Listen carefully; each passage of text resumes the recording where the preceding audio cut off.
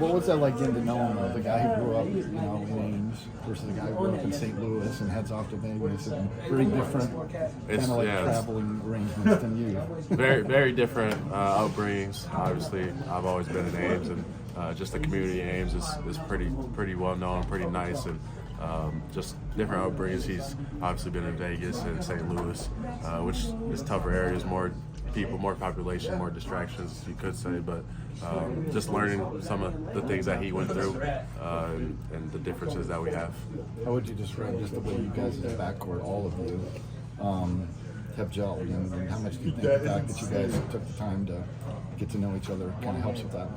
Just spending time, really. We spend so much time together that just makes it easy to build friendships really easily. And off the court, when we have off time, we're spending it together. So just building that relationship, and it's true. We have so much interest that it's just easy to come together and just learn about each other and just have fun. I don't know if you look at numbers, but you have very few turnovers in the postseason. I think three. A lot of assists.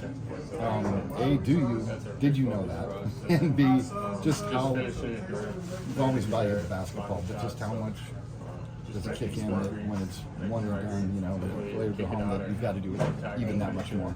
Yeah, it's been super important in postseason. Obviously, like you said, it's win and go home. So just taking care of the ball, being able to just get shots up is a big thing in the postseason. Because if you obviously turn the ball over, you're limiting your shots and ability to score points. So just focusing on moving the ball, not letting it stink, and just trusting my teammates, and obviously taking care of the ball at a higher level.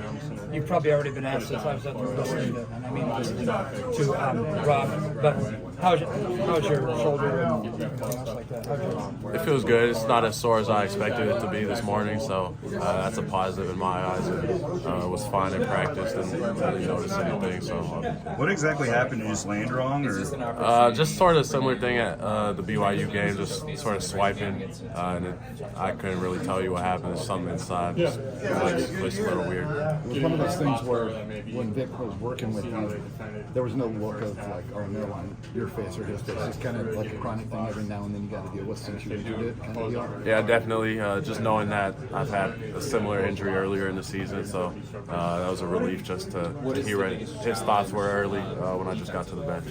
Tamin, this team's like I think the second biggest team in college basketball as far as height goes. What kind of a challenge does that present offensively for you guys? Yeah, big challenge. Obviously, their length, active hands off the ball, and defending. So getting to the rim will probably be a little different from our first game, and just adjusting to that, and knowing that they probably have some shot blockers with that length, and rebounding will be a big key for us on both sides of the ball. Is it get in transition and run as much as possible against these? Their tempo's like way towards the back. Is that what you guys want to do? It's definitely up there for us. Obviously, creating turnovers and leading to transition buckets is a major thing for us, and just staying out in front will obviously be helpful for us on the offensive side. Probably not playing against a set defense, trying to get out and go, not let them get set.